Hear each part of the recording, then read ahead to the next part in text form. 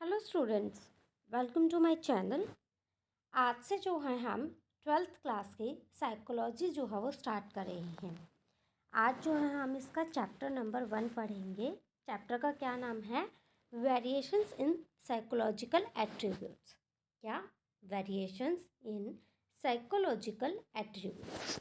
देखो, आज की जो क्लास है हमारी वो एक इंट्रोडक्टरी क्लास रहेगी। इसमें जो है हम इंट्रोडक्शन जो है इसका पढ़ेंगे। ठीक है, तो चैप्टर का सबसे पहले हमें जो चैप्टर का नाम दे रखा है उसका मीनिंग पता होना चाहिए कि इसका मीनिंग क्या है। Variations in psychological attribute. Variations क्या होते हैं? मीन्स की वेरिएबल। वेरिएबल को हम हिंदी में क्या कहते हैं? जो चीज़ चेंज हो जाती है। तो वेरिएशंस मीन्स कि चेंज होना। किस चीज़ में चेंज होना? Psychological attributes. अब देखो, साइकोलॉजिकल मीन्स कि जो हमारे मनोवैज्ञानिक, एट्रीब्यूट्स मीन्स जो हमारे प्रॉपर्टी हैं, क्वालिटी हैं, कोई भी आपका वर्च्यू है, कोई भी गुण है, कुछ भी। ठीक है, इस तरीके का जो हमारे मनोवैज्ञानिक गुण हैं उनमें चेंज आना वो क्या कहलाता है? Psychological attribute. Variations in psychological attributes जो है वो कहलाता है। अब ये किस किस तरीके से ये चेंज होते हैं, ठीक है, और कैसे कैसे ये चेंज होते हैं, हमें क्या है इस चैप्टर में वो सारी चीज़ें हम पढ़ेंगे। मेनली जो ये चैप्टर है वो किस पर बेस्ड है? ये चैप्टर मेनली हमारे इंटेलिजेंस पर जो है ये बेस्ड है। इस चैप्टर का जब हम पढ़ेंगे तो मेन जो फंक्शन रहेगा इस चैप्टर का, मेन जो पॉइंट है वो इसमें हम पढ़ने वाले हैं। इंटेलिजेंस के बारे में जो है हम पढ़ने वाले हैं। आज की जो क्लास है मैं आपको बता चुकी हूँ, हमारी इंट्रोडक्टरी क्लास है। तो इस चैप्टर को पढ़ने में आप क्या क्या सीखेंगे? इस चैप्टर को जब आप पढ़ेंगे तो आप क्या क्या सीख जाएंगे? सबसे पहले हम इंट्रोडक्शन पढ़ेंगे। इंट्रोडक्शन किस चीज़ का पढ़ेंगे? Individual differences in human functioning. कि जो इंडिविजुअल डिफरेंसेस है वो ह्यूमन फंक्शनिंग में कैसे हेल्प करता है और ये क्या है। और जो साइकोलॉजिकल एट्रीब्यूट्स है उसको हम असेस कैसे कर सकते हैं, उसकी असेसमेंट पढ़ेंगे। इंटेलिजेंस पढ़ेंगे, इंटेलिजेंस की थ्योरीज पढ़ेंगे, कौन कौन सी जो है वो थ्योरीज थी। ठीक है, इंडिविजुअल डिफरेंसेस इन इंटेलिजेंस की इंडिविजुअल डिफरेंसेस हर एक बंदे में कि जो अलग अलग तरीके की जो इंटेलिजेंस है उसके बारे में पढ़ेंगे। कल्चर इंटेलिजेंस के बारे में पढ़ेंगे, इमोशनल इंटेलिजेंस के बारे में पढ़ेंगे, और स्पेशल एबिलिटीज़ और क्रिएटिविटी के बारे में जो है हम पढ़ेंगे। आज की जो वीडियो है वो रहेगी हमारी इंट्रोडक्टरी क्लास की रहेगी। तो स्टार्ट करते हैं। सबसे पहले तो जो है आपको individual differences in human functioning कि आपको इंडिविजुअल डिफरेंस का मीनिंग पता होना चाहिए। ये चीज़ आप पहले भी पढ़ चुके होंगे। इंडिविजुअल डिफरेंसेस देखो, इंडिविजुअल का मतलब क्या है? किसी वन पर्सन की बात हो रही है। इंडिविजुअल का मतलब क्या है कि यहाँ पर किसी वन पर्सन की बात हो रही है। जहाँ भी इंडिविजुअल वर्ड आ जाए तो समझो किसकी बात हो रही है? किसी भी वन पर्सन की बात हो रही है। कोई भी वन पर्सन, वन थिंग, इसकी बात हो रही है। डिफरेंसेस का मीनिंग आपको पता है। डिफरेंस होना मतलब कि किसी चीज़ से अलग होना, है ना। तो इंडिविजुअल डिफरेंस का क्या मीनिंग हुआ कि जो इंडिविजुअल डिफरेंसेस है इसका मीनिंग है कि जो कोई भी व्यक्ति जो है वो दूसरे से क्या होता है? अलग होता है। अब इसके अलग होने के जो हैं वो कई सारे फैक्टर्स हो सकते हैं। वो कौन कौन से फैक्टर्स हो सकते हैं? वो उसका जेनेटिक्स भी हो सकता है ना, और उसका एनवायरमेंटल फैक्टर भी हो सकता है, उसके एक्सपीरियंसेस भी हो सकते हैं, और उसकी एजुकेशन भी हो सकती है। ये जो इंडिविजुअल डिफरेंसेस है वो किन्हीं भी कारणों से जो है वो हो सकती है। किसी के जेनेटिक्स से, किसी के एनवायरनमेंट से, किसी को एक्सपीरियंस ज़्यादा है उसकी वजह से वो अलग है, किसी के पास एजुकेशन अच्छी है उसकी वजह से वो अलग है। तो इंडिविजुअल डिफरेंस से आप क्या समझे कि इंडिविजुअल डिफरेंस का मतलब है कि कोई भी व्यक्ति जो दूसरे से क्या होता है? अलग होता है। अब देखो, लाइफ में, वर्ल्ड में जितनी भी स्पीसीज़ है, जितने भी पशु पक्षी हैं, ठीक है, जीव जंतु हैं, या कोई भी मनुष्य है, वो सारे क्या हैं? एक दूसरे से अलग हैं। अब देखो, दो भाई बहन हैं, क्या वो दोनों सेम हैं? नहीं, वो दोनों भी क्या हैं? अलग अलग हैं। ठीक है, उनका कलर अलग होगा, उनका हाइट अलग होगी, वेट अलग होगी। तो इस तरीके से जो है हर एक इंसान में अलग अलग भिन्नताएं जो हैं वो देखने को मिलती है। अब जो ये इंडिविजुअल डिफरेंसेस होते हैं वो कैसे कैसे हो सकते हैं, कितने प्रकार के हो सकते हैं? देखो, जो इंडिविजुअल डिफरेंसेस हैं वो कैसे होते हैं? यहाँ पे हम पेज ले लेते हैं ताकि मैं आपको अच्छे से लिख के दिखा सकूँ। एक सेकेंड। अब देखो, जो इंडिविजुअल डिफरेंसेस हैं वो कौन कौन से हो सकते हैं। कोई हमारा इंटेलेक्चुअल तरीके से अलग हो सकता है ना। कैसे हो सकता है, हमारा इंटेलेक्चुअल डिफरेंसेस हो सकते हैं। इंटेलेक्चुअल डिफरेंसेस का मतलब क्या होता है, कुछ लोग जो हैं वो ज़्यादा बुद्धिमान होते हैं, है ना, जबकि कुछ की क्या होती है, जो सोचने समझने की जो एबिलिटी होती है वो एवरेज होती है या एवरेज से कम भी हो सकती है। मीन्स कि इंटेलेक्चुअल डिफरेंस का मतलब क्या है कि बौद्धिक रूप से बुद्धि जहाँ भी हमारी क्या आती है, इंटेलेक्चुअल। इंटेलेक्चुअल मतलब कि इंटेलिजेंस, मतलब हमारी जो बुद्धि है उससे रिलेट करती है कि कुछ लोग जो है वो ज़्यादा इंटेलिजेंट होते हैं, और जबकि क्या होते हैं, कुछ लोगों की जो सोचने समझने की जो शक्ति होती है, ठीक है, जो एबिलिटी होती है वो या तो एवरेज हो सकती है या उससे कम हो सकती है। अब और कैसे अलग हो सकता है कोई भी पर्सन एक दूसरे से, उसका पर्सनैलिटी डिफरेंस, कि वो उसकी जो पर्सनैलिटी है वो कैसी हो सकती है, वो अलग हो सकती है ना, पर्सनैलिटी वाइज। कि हर एक व्यक्ति का जो बिहेवियर है, पर्सनैलिटी को हम कैसे मेजर करते हैं कि जो भी व्यक्ति है उसका बिहेवियर, उसका जो देखने का नज़रिया, उसका एप्टीट्यूड, उसका एटीट्यूड जो होता है, और उसका जो मतलब कि जो वो थिंक करता है, जो उसकी थिंकिंग पावर होती है, उसका जो सोचने का तरीका होता है, वो उसमें कितना कैसे आता है, पर्सनालिटी में। अब पर्सनालिटी जो है वो इनर भी हो सकती है, आउटर भी हो सकती है। हम किसी को देख के ये कहते हैं ना कि यार देख कितना अच्छा इंसान है, हम उसको क्या कैसे जज कर रहे हैं, उसके कपड़ों से जज कर रहे हैं। मेनली हम पर्सनालिटी का मीनिंग किससे लेते हैं कि किसी की लुक से। लेकिन पर्सनालिटी सिर्फ और सिर्फ लुक्स नहीं होते, पर्सनालिटी क्या होती है, उसका बिहेवियर। ठीक है, जो हमारी इनर पर्सनालिटी होती है वो क्या होती है, किसी भी पर्सन का बिहेवियर, उसका किसी भी चीज़ को देखने का नज़रिया, उसका एटीट्यूड जो है वो भी क्या है, उसकी पर्सनालिटी है। उसका जो सोचने का तरीका है वो भी क्या है, पर्सनालिटी है। अब देखो, फिजिकल डिफरेंसेस जो है वो लोगों में पाए जाते हैं, है ना। तो और कौन सा डिफरेंस आ गया, फिजिकल डिफरेंस से वो है अलग हो सकता है। कुछ लोग क्या होते हैं, लंबे होते हैं, कुछ लोग छोटे होते हैं, कुछ लोग स्ट्रोंग होते हैं, कुछ लोग जो है वो वीक होते हैं। तो ये क्या हो गया, उसका फिजिकल डिफरेंस का हो गया। तो ये सारे जो तरीके हैं वो हमें किसी भी पर्सन से क्या बनाते हैं, अलग बनाते हैं। और क्या हो गया, इमोशनल डिफरेंस हो गया। इमोशनल डिफरेंस मतलब कि कुछ लोगों में क्या होती हैं, भावनात्मक, इमोशनल मीन्स कि भावनात्मक भिन्नताएं जो हैं वो पाई जाती हैं। देखो, कुछ लोग क्या है, वो ज़्यादा सेंसिटिव होते हैं। मतलब कि आप ये लगा के चलो, मान लो मैं रास्ते से जा रही हूँ, ठीक है, कि कोई बंदा रो रहा है, मुझे उसको देख के रोना आ जाए, है ना।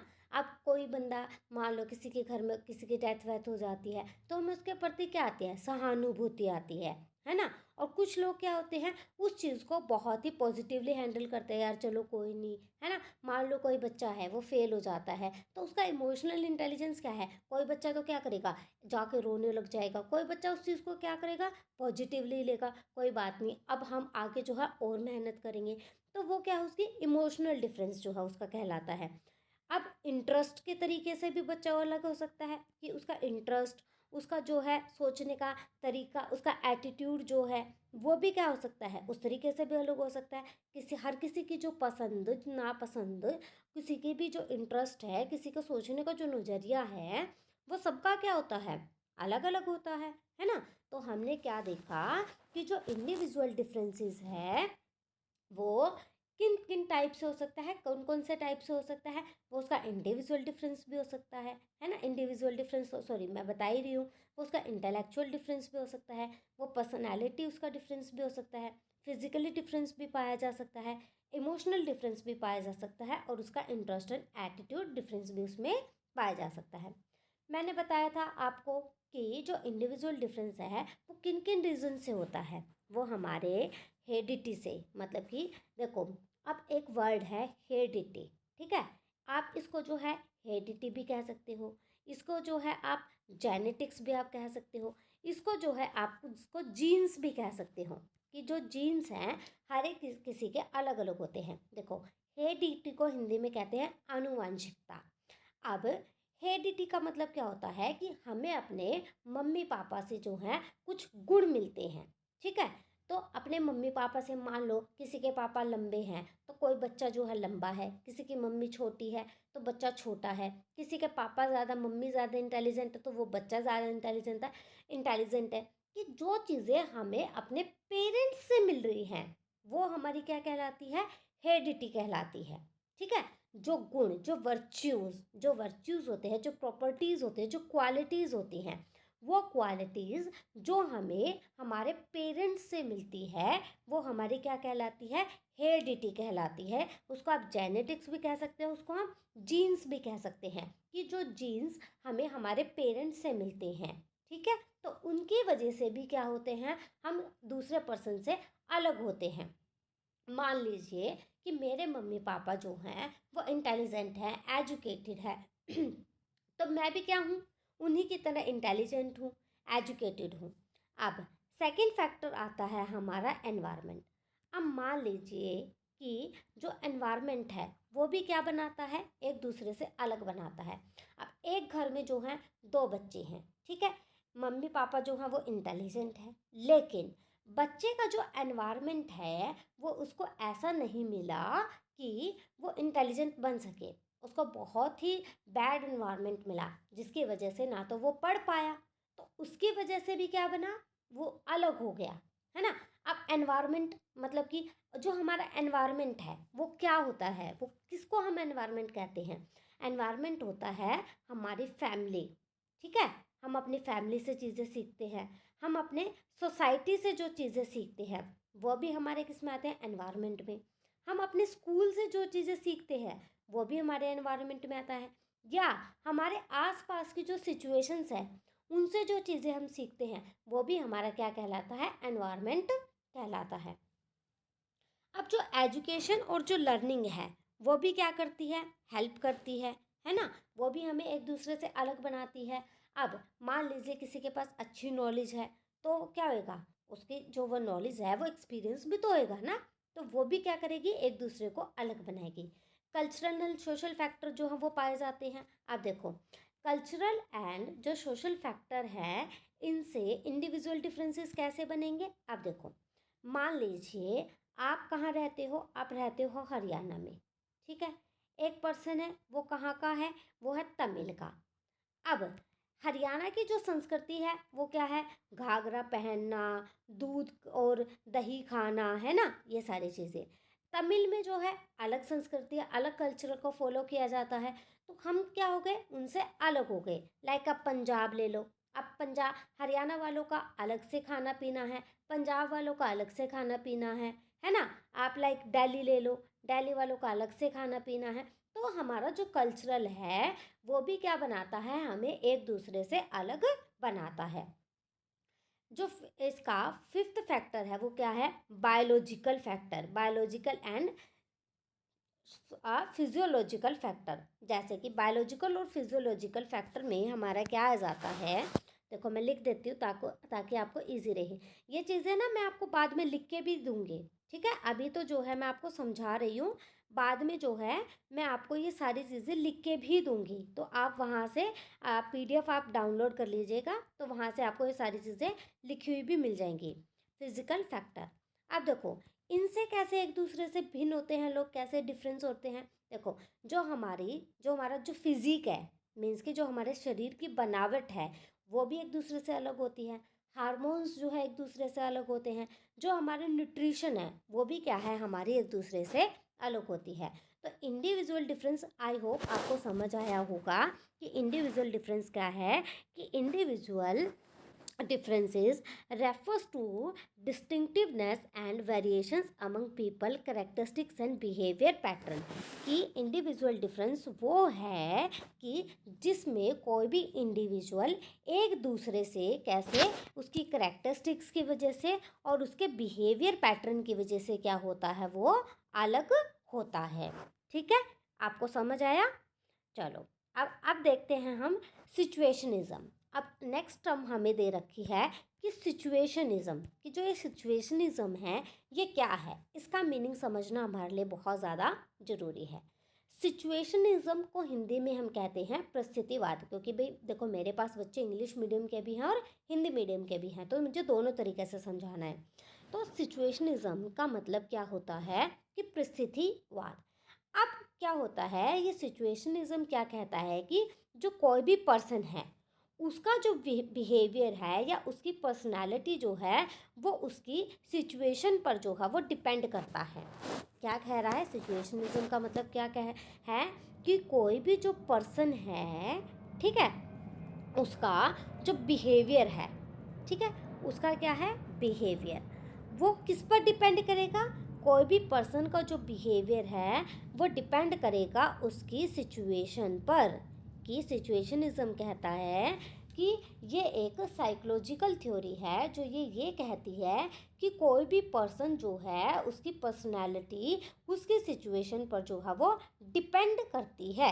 ठीक है, फॉर एग्जाम्पल, जैसे कि आपको यह एग्जाम्पल दे रखा है कि a person who is generally aggressive may behave in a submissive manner in the presence of his her top boss। मतलब कि एक पर्सन वैसे तो वो क्या है, बहुत ही अग्रेसिव मीन्स आक्रामक बिहेवियर है उसका, लेकिन वो अपने बॉस की प्रेजेंस में क्या करता है, बहुत ही सबमिसिव मैनर से, मतलब कि बहुत ही अच्छे तरीके से क्या करता है, बिहेव करता है। मीन्स वैसे तो वो क्या है, बहुत ही गुस्से वाला है। कैसा है, बहुत ही गुस्से वाला है, लेकिन जब उसका बॉस उसके सामने है तो वो कैसे बिहेव कर रहा है, बहुत ही उसका बिहेवियर जो है वो गुड बिहेवियर है। उसका बिहेवियर कैसा है, गुड बिहेवियर है। तो सिचुएशन, अब वो कैसे बिहेव कर रहा है, सिचुएशन के जैसे उसकी सिचुएशन थी। अब उसको पता था कि अगर मान लो मैंने अपने बॉस के सामने गुस्से से बिहेव किया तो मेरा बॉस क्या है, उसको जॉब से भी निकाल सकता है ना। तो इस वजह से कि जो हमारा बिहेवियर होता है वो कई बार किस पर डिपेंड करता है, सिचुएशन पर जो है ये डिपेंड करता है। ठीक है, तो लेकिन इसका क्या कंसेप्ट है, ये किस चीज़ पर डिपेंड करता है, ये क्या कहता है कि जो भी हमारी पर्सनालिटी होती है ना वो फिक्स्ड नहीं होती। आप देखो सिचुएशनिज्म को समझो कि सिचुएशनिज्म क्या कहती है कि जो हमारी पर्सनालिटी है, हमारी जो पर्सनैलिटी है वो क्या है, वो हमारी फिक्स्ड नहीं है ना। ये चीज़ कहते हैं कि व्यक्ति जो है, कोई भी पर्सन जो है, उसका बिहेवियर वो अलग अलग सिचुएशन में जो है वो अलग अलग हो सकता है। तो हमारी जो पर्सनैलिटी है वो फिक्स नहीं होती। हमारा जो बिहेवियर है उस पर जो है, हमारी सिचुएशन पर उसका इम्पैक्ट पड़ता है। मान लो कि कोई भी व्यक्ति है, कोई भी पर्सन है, ठीक है, उसका जो बिहेवियर है वो उसके जो इंटरनल ट्रेट्स हैं उनकी क्या करता है, जो हमारे एक्सटर्नल ट्रेट्स है उनको ज़्यादा क्या करेगा, इफ़ेक्ट करेगा। हमारा जो एनवायरनमेंट है और जो हमारे सोशल इन्फ्लुएंस है वो कैसे हमारे सिचुएशनिज्म पर डिपेंड करते हैं। फॉर एग्ज़ाम्पल कि जैसे लोग क्या करते हैं, कोई भी सोसाइटी है, कोई भी कल्चरल है, तो उसके अकॉर्डिंग क्या करते हैं, अपना रिस्पॉन्स देते हैं। तो हमने क्या देखा कि personality is not fixed and situation impact of situation. और थर्ड पॉइंट क्या आ जाएगा हमारा, environment environment and social influence. तो ये चीज़ें हमारी किस में आ जाएंगी, ये चीज़ें आ जाएंगी हमारे सिचुएशनिज्म में। ठीक है, अब देखो इसका हम एग्जाम्पल भी समझ सकते हैं कि जो स्टैनफोर्ड बीने थे उन्होंने एक एक्सपेरिमेंट किया था। ठीक है, उसको क्या नाम दिया था, स्टैनफोर्ड प्रिजन एक्सपेरिमेंट उसको नाम दिया था। और ये कब हुआ था, ये हुआ था 1971 में हुआ था। ठीक है, फिलिप जिम्बार्डो द्वारा जो है ये किया गया था। इस एक्सपेरिमेंट में क्या पाया गया कि जो प्रिजनर्स थे और जो गार्ड थे उनको अलग अलग रोल दिए गए। तो जब उनको रोल दिए गए तो उनका बिहेवियर जो है वो पूरी तरीके से इसमें चेंज हो गया था। तो जो ये एजुकेशन है, ठीक है, जो ये सिचुएशन है, ये हमारी लाइफ में जो है बहुत ज़रूरी है। ये क्या करता है, ये टीचर्स को और स्टूडेंट्स को जो है ये समझने में हेल्प करता है कि जो कोई भी पर्सन है, कोई भी स्टूडेंट है, कोई भी पेरेंट्स है, वो अलग अलग सिचुएशन में जो है वो अलग अलग तरीके से क्या करेगा, बिहेव करेगा। ठीक है, आई होप यहाँ तक आपको समझ आया होगा। अब आता है हमारा असेसमेंट ऑफ साइकोलॉजिकल एट्रीब्यूट्स। देखो साइकोलॉजिकल एट्रीब्यूट्स का मतलब मैंने आपको बताया था ना कि जो साइकोलॉजिकल एट्रीब्यूट्स हैं वो क्या होता है, हमारे वर्च्यूज़ होते हैं। मतलब कि साइकोलॉजिकल एट्रीब्यूट्स हमारी वो करेक्टरिस्टिक्स होती हैं जो किसी भी पर्सन के मेंटल और उसके बिहेवियर एस्पेक्ट्स को जो है वो दिखाती हैं। क्या हैं हमारे जो साइकोलॉजिकल एट्रीब्यूट्स हैं, दोबारा समझो कि साइकोलॉजिकल एट्रीब्यूट्स है या वो करेक्टरिस्टिक्स होती हैं जो किसी भी पर्सन की उसके बिहेवियरल और उसकी जो मेंटल प्रोसेस है उसके एस्पेक्ट को वो क्या करती है, शो करती है। और जो ये करेक्टरिस्टिक्स होती हैं ये हर एक पर्सन की दूसरे पर्सन से क्या होती हैं, उसको अलग बनाती हैं, है ना।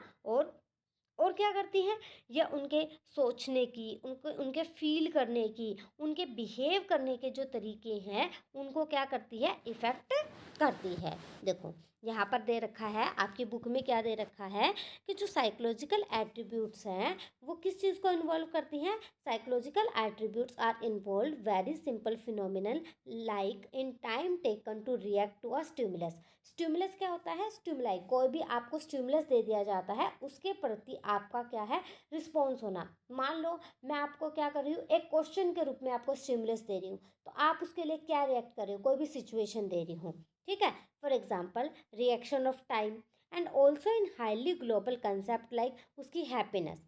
It is difficult to count and specify the number of psychological attributes that can be assessed. ये कह रही हैं कि जो हमारे साइकोलॉजिकल एट्रीब्यूट्स हैं उनको काउंट करना जो है वो बहुत ही डिफ़िकल्ट होता है। बिल्कुल सही बात है, क्योंकि जो साइकोलॉजिकल एट्रीब्यूट्स है उनको हम स्पेसिफिकली नंबर्स में काउंट नहीं कर सकते, है ना।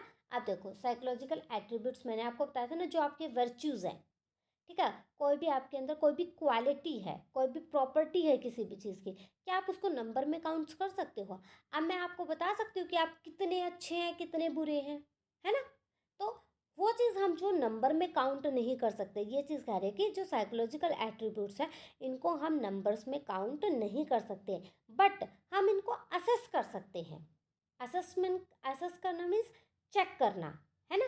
तो हम इनको क्या कर सकते हैं, सिर्फ चेक कर सकते हैं, ये देख सकते हैं कि कौन कितना अच्छा है। मतलब कि सिर्फ आप उनको ग्रेडिंग दे सकते हो कि जैसे A1 A2 A3 इस तरीके से आप बता सकते हो, लेकिन आप उसको नंबरिंग नहीं दे सकते, ठीक है।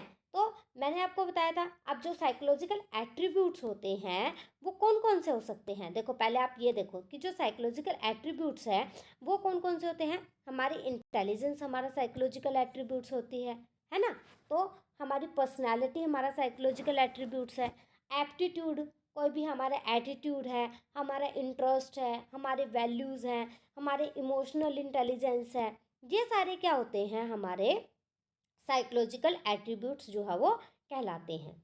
अब जो असेसमेंट है वो क्या करती है, ये असेसमेंट जो है इन साइकोलॉजिकल एट्रीब्यूट्स को वो चेक करती है, ठीक है। देखो असेसमेंट का मीनिंग क्या होता है, असेसमेंट का मीनिंग होता है, असेसमेंट वो प्रोसेस है। असेसमेंट को हम हिंदी में क्या कहते हैं, मूल्यांकन, इवैल्यूएशन जिसको हम कहते हैं, इवैल्यूएट करना मीन्स कि चेक करना। असेसमेंट को हम क्या, असेसमेंट का मीन्स क्या है, चेक करना, ठीक है। इवैल्यूएट करना, किसी चीज़ को क्या करना, इवैल्यूएट करना, इवैल्यूएशन करना, इसको हम हिंदी में कहते हैं मूल्यांकन करना, है ना। इसको हम कहते हैं मूल्यांकन करना।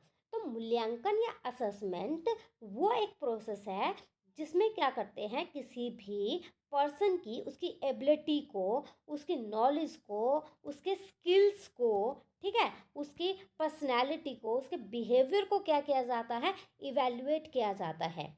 और ये क्या करता है, ये हमारे एजुकेशन में, हमारे साइकोलॉजी में, हमारी जॉब में ये क्या करता है, बहुत ही इम्पोर्टेंट रोल जो है ये प्ले करता है। तो assessment is the first step in understanding psychological attributes. ये क्या कह रहे हैं कि जो असेसमेंट है वो क्या है, फर्स्ट स्टेप है किसका, साइकोलॉजिकल एट्रीब्यूट्स को समझने का, अंडरस्टैंड करने का। Assessment refers to the measurement of psychological attributes of individual and their evaluation, often using multiple methods in term of certain standard of comparison। कि ये कह रहे हैं कि जो असेसमेंट है वो क्या करता है, कोई भी इंडिविजुअल है उसके साइकोलॉजिकल एट्रीब्यूट्स को क्या करेगा, मेज़र करेगा। और उसको मेज़र करने के जो हैं वो कई सारे जो हैं वो तरीके हो सकते हैं, है ना। अब फॉर एग्जाम्पल कि when we say Harish is dominant, we are referring to the degree of dominance in Harish, कि हम ये कह रहे हैं कि एक बच्चा है हरीश, वो कैसा है, डोमिनेंट है। तो यहाँ पर हम उसको क्या कर रहे हैं, हम ये चीज़ रेफर करने की कोशिश कर रहे हैं कि जो हरीश है वो कैसा है, डोमिनेंस है। तो ये स्टेटमेंट जो हमारी बता रही है, ये हमारे खुद के मूल्यांकन पर बता रही है कि हमने खुद से ये चेक कर लिया कि वो जो है डोमिनेंस नेचर का है। ठीक है, आपको मेनली क्या याद रखना है, आपको असेसमेंट की जो है डेफिनेशन याद रखनी है और एक एग्जाम्पल आपको याद रखना है। और आपके लिए क्या ज़्यादा इम्पोर्टेंट है कि जो असेसमेंट है वो इनफॉर्मल भी हो सकता है और फॉर्मल भी हो सकता है। हमें जो है वो मेनली कौन सा पढ़ना है, फॉर्मल असेसमेंट पढ़ना है। जो फॉर्मल असेसमेंट है वो कैसा होता है, formal assessment is objective, standardised and organised. कि फॉर्मल असेसमेंट कैसा होता है, वो ऑब्जेक्टिव, उसमें कुछ ना कुछ ऑब्जेक्टिव होना चाहिए। मीन्स कि किसी चीज़ को चेक करने का हमारा कोई ना कोई क्या होना चाहिए, पर्पज़ होना चाहिए।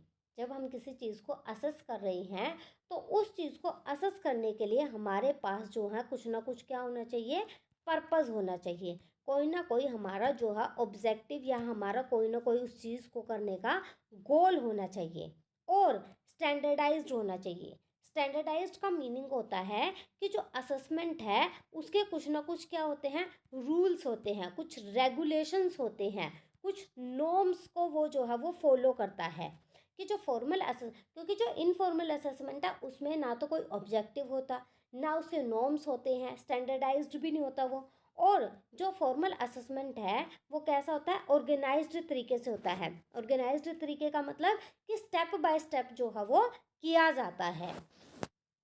On the other hand, informal assessment varies from case to case and from one assessor to another and therefore is open to subjective interpretation। कि वही बात कि जो हमारा इनफॉर्मल असेसमेंट है वो हर एक केस में क्या होता है, अलग होता है। ठीक है, और कि इसमें ना तो कोई स्टैंडर्ड्स होते हैं, ना इसका कोई पर्टिकुलर ऑब्जेक्टिव होता है, ना ये ऑर्गेनाइज्ड हो सकता है, ये किसी भी तरीके से जो है ये किया जा सकता है। ठीक है, अब देखो, अब आपके जो एग्ज़ाम होते हैं, आप इस तरीके से समझो, आपके जो एग्ज़ाम होते हैं बीच बीच में, आपके जो यूनिट टेस्ट होते हैं स्कूल में, जो आपके यूनिट टेस्ट होते हैं, आप उनको क्या नाम देते हो, फॉर्मेटिव असेसमेंट का नाम देते हो। उसको फॉर्मेटिव असेसमेंट का नाम क्यों दिया जाता है, क्योंकि जब टीचर जो है वो क्या चेक कर रहा है, फॉर्मेटिव असेसमेंट में क्या चेक करता है कि बच्चे ने कितना सीखा है और बच्चे ने क्या तो सीख लिया, क्या उसमें जो है वो चेंज करने की ज़रूरत है। अब टीचर वो क्या करता है, देखो इसका क्या है, अब जो फॉर्मेटिव असेसमेंट जो टीचर करता है जिसको हम क्या कहते हैं, आप ये नहीं कहते हो हमारे एफए हो रहे हैं, एफए का मतलब क्या होता है, फॉर्मेटिव असेसमेंट। इसका क्या होता है, पर्पज़ होता है ना, इसका क्या है, पर्पज़ है। ये क्या है, स्टैंडर्डाइज्ड भी है, इसके क्या है, कुछ ना कुछ स्टैंडर्ड, कुछ ना कुछ रूल्स एंड रेगुलेशन भी है, और ये ऑर्गेनाइज्ड वे से भी होता है ना। जो ये फॉर्मेटिव असेसमेंट है इसमें क्या होता है, इसमें टीचर जो है वो क्या करता है, बच्चों को चेक करता है। और वो कैसे कर सकता है, वो या तो कोई क्विज भी ले सकता है ना, आपका यूनिट टेस्ट लेके भी आपको चेक कर सकते हैं, या आपकी क्या कर सकते हैं, क्लास में कोई डिस्कशन भी जो है वो आपसे कर सकते हैं, है ना। ऐसे ही होता है ना कि क्लास में आपसे असाइनमेंट जो है वो बनवाए जाते हैं। तो इसका पर्पज़ क्या होता है, ये क्यों किया जाता है असेसमेंट, कि इसलिए किया जाता है ताकि टीचर आपको चेक कर सके कि बच्चे को कितनी नॉलेज है और उसको जान सके कि हमें कहाँ पर सुधार करने की, कहाँ पर हमें मतलब कि अपने आप को इम्प्रूव करने की और बच्चे को इम्प्रूव करने की ज़रूरत है। तो असेसमेंट इसीलिए किया जाता है कि ताकि हम चेक कर सके कहाँ पर कोई भी कमियां हैं। तो आई होप आपको ये समझ आया होगा कि असेसमेंट जो है वो किसको कहते हैं। ठीक है, अब जो मेन हमें डिस्कस करनी है वो क्या करनी है, we will discuss in this chapter some important attributes that are of interest to psychologist. These attributes are categorized on the basis of varieties of tests used in psychological literature। अब वो कौन कौन से होते हैं? देखो, सबसे पहला आता है आपका इंटेलिजेंस। सबसे पहला आपका क्या आता है? इंटेलिजेंस। अब देखो, इंटेलिजेंस क्या है? Intelligence is the global capacity to understand the world, think rationally and use available resources effectively when faced with challenges. ठीक है। अब इंटेलिजेंस, इंटेलिजेंस का मतलब क्या होता है? हिंदी में इसको हम कहते हैं बुद्धिमत्ता। ठीक है। ये क्या करता है? किसी भी पर्सन के सीखने की, प्रॉब्लम को सॉल्व करने की, और उसका लॉजिकल वे से, उसकी वो कितना लॉजिकल वे से, कितनी रीजनिंग, कोई भी जो लॉजिकल रीजनिंग होती है उसमें वो कितनी एबिलिटी है, उस चीज़ को वो क्या करता है? शो करता है। ये एक ग्लोबली वर्ल्ड पर, मतलब कि वर्ल्ड लेवल पर ये एक ग्लोबल कैपेसिटी है जो किसी के थिंक रेशनली, मतलब कि उसके सोचने की, प्रॉब्लम सॉल्व करने की, ठीक है, और अवेलेबल रिसोर्सेज, मतलब कि जो रिसोर्सेज अवेलेबल है उनको वो किस तरीके से यूज़ कर रहा है। ठीक है। फॉर एग्जांपल, अब एग्जांपल लेकर चलते हैं कि इंटेलिजेंस का एग्जांपल लेके चलते हैं। मान लीजिए आपके पास क्या है? वाटर। ठीक है, एक वाटर का एग्जांपल लेके चलते हैं। आपके पास एक बकेट वाटर है। ठीक है। मेनली तो आप क्या करते हो? डेली आपने टैप से पानी निकाला, यूज़ कर लिया। अब आपके पास टैप में टंकी में इतना पानी नहीं है, आपके साथ पास सिर्फ और सिर्फ क्या है? एक बकेट पानी है और आपको उसको पूरा दिन चलाना है। अब आप उसको कैसे चलाएंगे? ये आपकी इंटेलिजेंस पर डिपेंड करता है। आप वो बकेट का जो, पूरी बकेट का जो वाटर है वो पूरा दिन जो है आप उसको कैसे यूज़ करेंगे, ये आपके इंटेलिजेंस को जो है वो शो करता है। ठीक है। तो intelligence test provides a global measure of person generally. उसके इंटेलिजेंस टेस्ट जो है वो किस चीज़ को शो करता है? उसके कॉग्निटिव, एक सेकेंड भाई,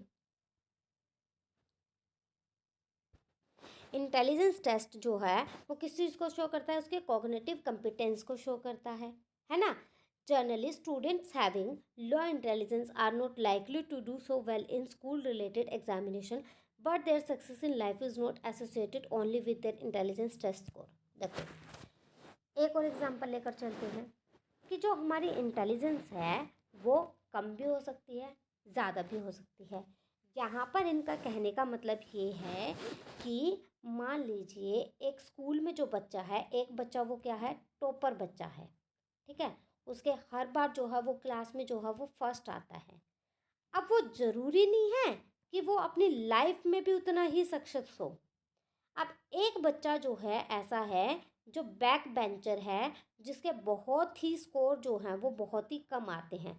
उसके जो स्कोर है, जो उसके मार्क्स हैं वो क्या हैं? बहुत ही कम आते हैं। तो ये भी ज़रूरी नहीं है कि वो लाइफ में सक्सेस नहीं होगा। इनका कहने का मतलब ये है कि ज़रूरी नहीं है कि जो बच्चा टॉपर है वही जो है लाइफ में सक्सेस होगा। कहने का मतलब ये है कि जो बच्चा कम मार्क्स लाता है, कम स्कोर करता है, वो बच्चा भी जो है क्या है? लाइफ में अच्छा क्या कर सकता है? रोल प्ले कर सकता है, लाइफ में सक्सेस हो सकता है। ठीक है। तो आपको समझ आया कि इंटेलिजेंस सिर्फ ये नहीं है कि जिसके अच्छे मार्क्स आ गए वही बच्चा जो है इंटेलिजेंट है। नो, जो लाइफ में सक्सेस हो वो भी पर्सन क्या कहलाता है? इंटेलिजेंट जो है वो कहलाता है। ठीक है। क्या चीज़ समझे? कि जो पर्सन लाइफ में जो है वो अपना सक्सेस हो रहा है वो भी क्या कहलाएगा? इंटेलिजेंट जो है वो कहलाएगा। अब नेक्स्ट आता है हमारा एप्टीट्यूड।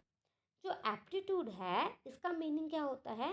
कि कोई भी जो पर्सन है वो किसी भी स्किल को जो है वो कैसे अर्जित करता है, मतलब कि अर्जित करना मीन्स किसी भी स्किल को जो है वो कैसे अक्वायर कर रहा है।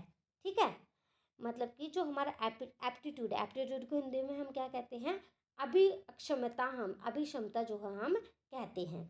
मीन्स कि जो हमारे जो एप्टीट्यूड है उसके जब हम टेस्ट करते हैं, उसका जब हम यूज़ करते हैं, तो उससे हम क्या चेक करते हैं कि कोई भी व्यक्ति जो हमारा एनवायरनमेंट है और जो हमने उसको एजुकेशन दी है वो उसको कैसे क्या करेगा? निष्पादित करेगा। अब आप समझ रहे होंगे कि ये निष्पादित क्या होती है, कि वो उस एनवायरनमेंट में प्रॉपर तरीके से कैसे बिहेव करेगा, ये चीज़ होती है निष्पादित करना, कि वो एनवायरनमेंट में कैसे अपने आप को एडजस्ट करेगा, वो उसके एप्टीट्यूड पर जो है वो डिपेंड करेगा। अब मान लीजिए कि क्या है कि एक मतलब कि उच्च यांत्रिक अभिक्षमता वाला व्यक्ति जो है वो क्या करेगा, ट्रेनिंग पाकर क्या करेगा, उसका लाभ उठाएगा, है ना। तो उस चीज़ में वो क्या कर रहा है, उस चीज़ से उसको हेल्प मिल रही है। देखो, सिंपल सिंपल वर्ड्स में समझने की कोशिश करो, कंफ्यूज मत होना, ठीक है। एप्टीट्यूड को हम क्या कहेंगे, स्पेशल।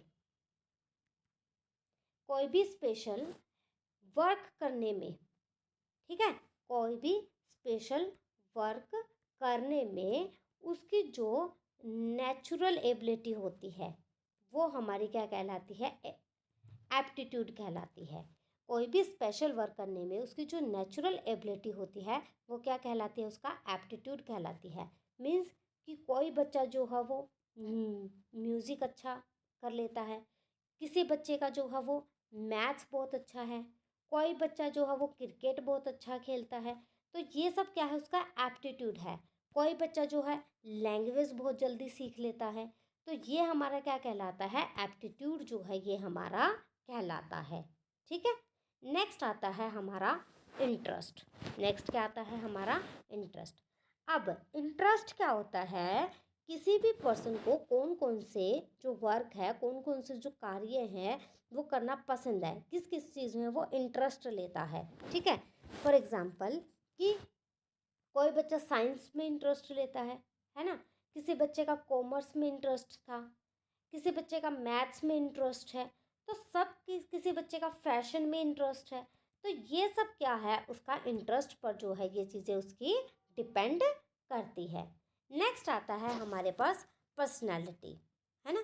पर्सनैलिटी मैंने आपको बताया था, पर्सनैलिटी क्या होता है, किसी भी पर्सन के सोचने की, फील करने की और उसके बिहेव करने का जो एक पैटर्न होता है वो क्या कहलाता है, उसकी पर्सनैलिटी जो है वो कहलाती है, ठीक है।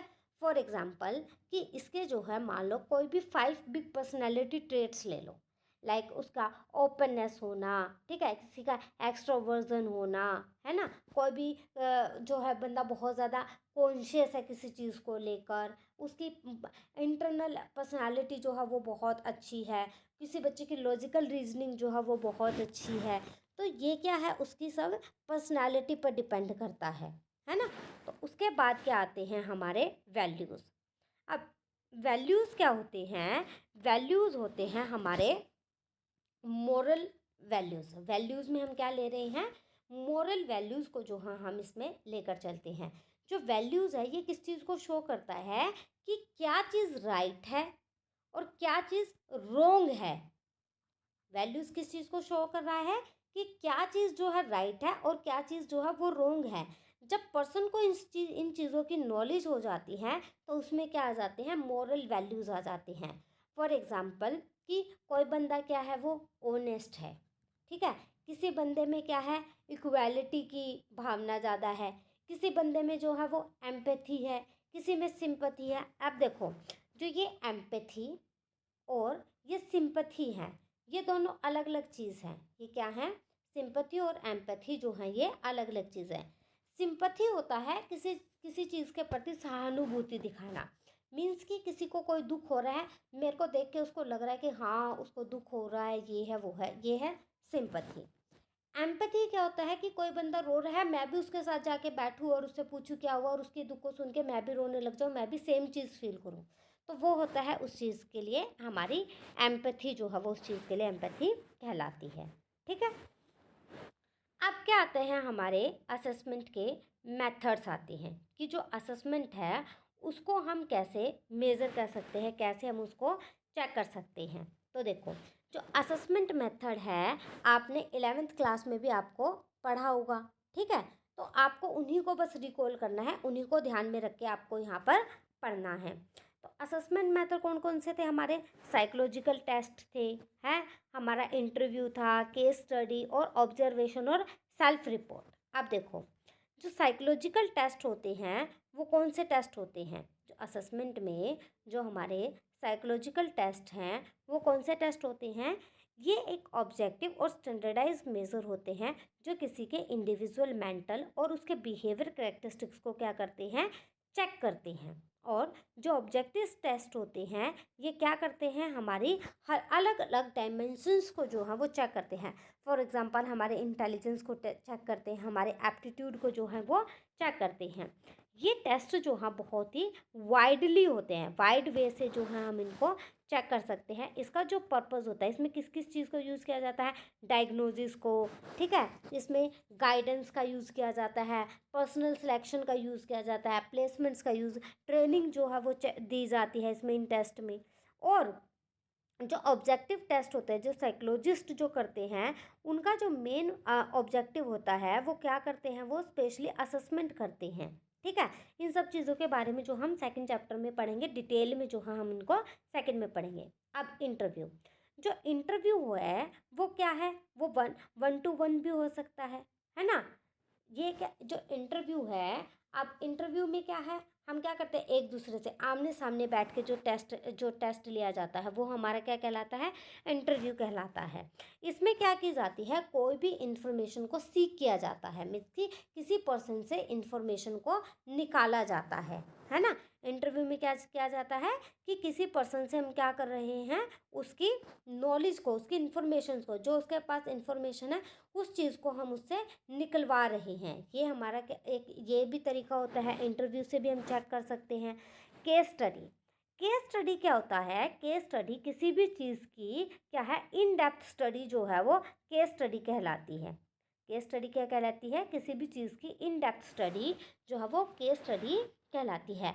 इसमें जो है हम आप जैसे मान लो मुझे आपकी केस स्टडी करनी है, तो मैं कैसे करूँगी केस स्टडी आपकी? मैं आपकी बचपन के बारे में जानूंगी, है ना, कि बचपन में आप कैसे थे, आपका बिहेवियर कैसा था, आपका इंटरेस्ट कैसा था। वो सारी चीज़ें किस में आ जाती है? हमारी केस स्टडी में आ जाती है। आप में कौन सी क्वालिटीज़ थे, कहाँ कहाँ आप घूमे, कौन कौन से इवेंट्स आपने अटेंड किए, क्या आपके फ्रेंड्स थे, वो सारी चीज़ें जो हैं वो किस में आ जाती हैं? हमारी केस स्टडी में जो है आ जाती हैं। ऑब्जर्वेशन, अब हम जो असेसमेंट है वो कैसे कर सकते हैं? ऑब्जर्वेशन से जो है हम असेसमेंट कर सकते हैं। ऑब्जर्वेशन में जो है मैं ऑब्जर्व करके, जैसे कि ऑब्जर्व करके हम क्या करते हैं? असेस करते हैं। मान लीजिए कि 4-5 बच्चे हैं, एक ग्रुप में खेल रहे हैं और मैं उनको क्या कर रही हूँ? देख रही हूँ, तो वो क्या है? एक ऑब्जर्वेशन है, ठीक है। मान लीजिए मैं आपके सामने क्या है? एक मॉडल जो है वो आपको दिखा रही हूँ, तो आप उस मॉडल को देख के जो है आप चीज़ों को क्या कर रहे हो? सीख रही हो। तो जो आप इस चीज़ को देख रहे हो वो भी क्या कहलाता है? आपका ऑब्जर्वेशन कहलाता है। उसके बाद आती है सेल्फ रिपोर्ट। सेल्फ रिपोर्ट में क्या होता है? Self report is a method in which a person provides factual information about her self, himself and और ओपिनियंस, बिलीव्स एक्सेट्रा। मतलब कि सेल्फ रिपोर्ट वो मेथड है जिसमें कोई भी पर्सन क्या करता है? किसी भी चीज़ की फैक्चुअल इंफॉर्मेशन को जो है वो प्रोवाइड कराता है। वो खुद के बारे में भी हो सकते हैं, वो किसी और के बारे में भी हो सकते हैं, वो हमारे ओपिनियंस भी हो सकते हैं, हमारे किसी चीज़ को लेकर हमारे बिलीव्स भी हो सकते हैं, ठीक है। और सच इंफॉर्मेशन में B obtained by using an interview schedule और अ क्वेश्चनेयर, अ साइकोलॉजिकल टेस्ट और अ पर्सनल डायरी। अब जो ये इन्फॉर्मेशन होती है ये हम किससे ऑब्टेन कर सकते हैं? इंटरव्यू से भी ऑब्टेन कर सकते हैं, इंटरव्यू से भी ले सकते हैं, है ना। हमारे क्वेश्चनेयर से भी हम जो है सेल्फ रिपोर्ट्स बना सकते हैं। क्वेश्चनेयर मतलब क्या होता है? क्वेश्चंस बना लेना, ठीक है। क्वेश्चनेयर का मतलब होता है कि बहुत सारे क्वेश्चन बना लेना और उन क्वेश्चंस के आंसर देना, वो क्वेश्चनेयर होता है। साइकोलॉजिकल टेस्ट जो हमने ऊपर पढ़े, जो इंटेलिजेंस, एप्टीट्यूड, जो टेस्ट जो जिनका जो हम चेक करते हैं वो साइकोलॉजिकल टेस्ट होते हैं। और अपनी खुद की पर्सनल डायरी से भी, मान लीजिए कि आप कोई भी चीज़ जो है वो कहीं से कहीं भी लिख रहे हैं और मैं उस चीज़ को पढ़ लूँ, तो भी तो मुझे सेल्फ रिपोर्ट मिल रही है आपके बारे में, जो है आपकी खुद की जो राय है वो मुझे मिल रही है ना। तो वो क्या कहलाती है? सेल्फ रिपोर्ट जो है वो कहलाती है। एक बार और बता देती हूँ, बुक में से, आपकी बुक में से पढ़ के जो है वो बता देती हूँ कि जो ये मेथड्स है वो कौन कौन से होते हैं। Psychological test, Psychological test is an objective and standardized measure of an characteristics. Objective tests have been developed to measure all the dimension of psychological attributes. वही चीज़ कि साइकोलॉजिकल जो टेस्ट होते हैं वो ऑब्जेक्टिव होते हैं, ठीक है, उनका कुछ ना कुछ उद्देश्य होना चाहिए, इनका कोई स्टैंडर्डाइज्ड उनके कुछ नॉर्म्स होने चाहिए। और ये क्या चेक करेंगे, किसी के मेंटल के, किसी बिहेवियरल कैरेक्टरिस्टिक्स को जो है ये चेक करते हैं, है ना। उसके बाद आता है हमारा, हमने पढ़ा था सेकंड, इंटरव्यू। इंटरव्यू में हमने क्या पढ़ा था कि जो इंटरव्यू है इसमें क्या करते हैं, एक पर्सन की इंफॉर्मेशन जो है हम उससे निकलवा सकते हैं। You may say it being used when a counsellor interact with a client, a sale person make a door to door survey regarding the useful of a particular product and employer select employer of her his organisation for a journalist interview important people of issue and national international importance. देखो इसने इन्होंने एक example दे रखा है कि एक जो counsellor है वो अपने क्लाइंट का क्या करता है, काउंसलिंग करता है, ठीक है। वो कैसे कर रहा है, उससे क्वेश्चन पूछ कर जो है उसकी काउंसलिंग कर रहा है ना। अब मान लीजिए जो आप प्रैक्टिकल देने जाते हैं वो भी एक क्या है, एक इंटरव्यू ही है, ठीक है। वो भी एक असेसमेंट करने का तरीका है। आपको नंबर मिलते हैं ना, जब आप मान लीजिए आप 12th क्लास में अब आप पढ़ रहे हैं, जब आपका फाइनल एग्जाम में आपका प्रैक्टिकल होगा, वो भी एक इंटरव्यू का तरीका है, वो भी असेसमेंट का तरीका है कि वो क्या कर रहे हैं, आपसे क्वेश्चन पूछ रहे हैं और उन क्वेश्चन वो आपको आपसे क्वेश्चन के फॉर्म में क्या निकलवा रहे हैं, इन्फॉर्मेशन निकलवा रहे हैं कि आपको कितनी नॉलेज है। तो वो भी क्या है कि इंटरव्यू का तरीका है, ठीक है। उसके बाद केस स्टडी, मैंने आपको बताया कि केस स्टडी क्या है, एक इन डेप्थ स्टडी है। अब मान लीजिए इन डेप्थ स्टडी में आपका साइकोलॉजिकल टेस्ट भी इसमें आ जाते हैं, आपकी हिस्ट्री, मतलब कि देखो यहाँ पर क्या लिखा हुआ है आपकी बुक में कि case study is an in depth study of the individual in term of her his psychological attributes. आपके साइकोलॉजिकल एट्रीब्यूट्स के, आपके इंटेलिजेंस, एप्टीट्यूड, इंटरेस्ट, एटीट्यूड के बारे में जानना, है ना। ये सारा किस में आ जाता है, हमारा केस स्टडी में आ जाता है। इसमें हम क्या करते हैं, किसी के साइकोलॉजिकल और फिजिकल एनवायरनमेंट के बारे में हम जानते हैं। और जो केस स्टडी होती है ये क्या है, वाइडली, मतलब कि बहुत बड़े लेवल पर जो है इसका यूज़ करते हैं। साइकोलॉजिस्ट जो है इसका बहुत बड़े लेवल पर जो है इसका यूज़ करते हैं। और जो ये केस स्टडीज़ है ये किस पर बेस्ड होती है, डाटा जनरेटेड पर जो है ये बेस्ड होती है। देखो इसमें सारी वही चीज़ें दे रखी हैं कि केस स्टडी हम कैसे कर सकते हैं, इंटरव्यू से कर सकते हैं, ऑब्जर्वेशन से कर सकते हैं, क्वेश्चनेयर से, साइकोलॉजिकल टेस्ट से। तो ये जितने भी टेस्ट जो आप पढ़ रहे हो ना असेसमेंट करने के, जो ये मेथड्स है, ये टेस्ट है, ये सारे के सारे क्या है, एक दूसरे से लिंक होते हैं। सिर्फ इसमें एक एक वर्ड्स जो है आपको ध्यान रखना है। जब मैं आपको लिखवा के, जब मैं आपको लिख के दूंगी ना, ठीक है, उसमें आपको मैं समझाऊंगी कि पर्टिकुलर जो आपको वर्ड, एक पर्टिकुलर आपको लाइन, पर्टिकुलर वर्ड जो है आपको उसके अंदर क्या लिखना है, जो बेयर, जो मोस्ट इम्पोर्टेंट जो लाइन उसमें आएगी वो आपको क्या लिखनी है, वो सब मैं आपको लिख के दूंगी। आपको पीडीएफ जो है मैं प्रोवाइड कराऊंगी, ठीक है। ये जो है मैं आपको पढ़ा रही हूँ, जो मैं आपको लिख के पढ़ाऊंगी वो एक अलग होगा, उसको आप अपने पेपर में एज इट इज़ आपको लिखना है। अब सेल्फ रिपोर्ट में क्या है, सेल्फ रिपोर्ट में वही कि आपके बारे में जानना, वो मैं कैसे जान सकती हूँ, आपकी पर्सनल डायरी से भी जान सकती हूँ, है ना। आपके मतलब कि आपके ओपिनियन से भी, कोई भी इंफॉर्मेशन निकलवा के मैं आपके बारे में उस चीज़ के बारे में जान सकती हूँ। क्वेश्चनेयर तरीके से मैं आप क्वेश्चन पूछ के मैं जान सकती हूँ, आपका साइकोलॉजिकल टेस्ट से जो है मैं आपको जान सकती हूँ। तो आज जो है, आज के सिर्फ इतना ही, क्योंकि जो हमारा इंट्रोडक्टरी, आज हमने क्या देखा कि हमने इंडिविजुअल डिफरेंसेस के बारे में पढ़ा कि जो इंडिविजुअल डिफरेंसेस है उसका मीनिंग होता है कि हर एक पर्सन एक दूसरे से अलग होता है, उसके क्या क्या फैक्टर्स है, हेरिडिटी था, एनवायरनमेंट था, उसका जो मतलब कि इंटरेस्ट था, एटीट्यूड था, ये सारी चीज़ें जो है एक दूसरे से उसको अलग करती है। सिचुएशनिज्म के बारे में पढ़ा कि सिचुएशनिज्म क्या है, कि हर एक पर्सन जो है अलग अलग सिचुएशन पर अलग अलग बिहेव करता है, कि किसी भी व्यक्ति का जो बिहेवियर है वो क्या करता है, किस चीज़ पर डिपेंड करता है, सिचुएशन पर जो है वो डिपेंड करता है। ये हमने पढ़ा। असेसमेंट के बारे में पढ़ा कि असेसमेंट क्या है, असेसमेंट क्या होता है, असेसमेंट जो है किसी भी चीज़ को चेक करने का जो तरीका वो क्या कहलाता है, हमारा असेसमेंट पर कहलाता है। असेसमेंट में हमने क्या पढ़े, मेथड्स पढ़े, कौन कौन से मेथड थे, केस स्टडी था, साइकोलॉजिकल टेस्ट था, इंटरव्यू था, ऑब्जर्वेशन था। ये सारी चीज़ें जो हैं आज हमने पढ़ी। कल जो हम पढ़ने वाले हैं वो है, हम इंटेलिजेंस के बारे में पढ़ेंगे। मेनली जो आपके पेपर में क्वेश्चन पूछे जाते हैं, जो आपका पेपर में लॉन्ग क्वेश्चन जो बनता है वो इंटेलिजेंस से बनता है। ये बहुत ही इंपॉर्टेंट, लिख के ले लो, बहुत बहुत most most most important topic है इंटेलिजेंस का। यहाँ से डेफिनेटली क्वेश्चन जो है पेपर में बनेगा ही बनेगा, ठीक है। जो ये इंडिविजुअल डिफरेंस सिचुएशनिज्म असेसमेंट है, इनमें आपका 2 मार्क्स का 3 मार्क्स का क्वेश्चन बनेगा, लेकिन इंटेलिजेंस से आपका लॉन्ग जो क्वेश्चन आते हैं वो आपका क्वेश्चन जो है यहाँ से बनेगा। तो आज के लिए इतना ही, और मिलते हैं कल के वीडियो में। कल जो है हम कल की क्लास में हम इंटेलिजेंस के बारे में जो है वो पढ़ेंगे। आई होप आपको समझ आ गया होगा। और कोई भी चीज़ अगर आपको नहीं समझ आए तो आप मुझे कमेंट सेक्शन में जो है कमेंट करके मुझे कमेंट कर देना कि मैम मुझे ये चीज़ नहीं समझ आई है, तो मैं आपको वो चीज़ जो है दोबारा एक्सप्लेन कर दूँगी, ताकि मुझे पता चल जाए कि आपको क्या चीज़ समझ नहीं आ रही है और मुझे आपको क्या समझाना है। ठीक है, तो वीडियो को लाइक करना मत भूलना, चैनल को सब्सक्राइब करना बिल्कुल भी मत भूलना। तो मिलते हैं नेक्स्ट वीडियो में, तब तक के लिए बाय।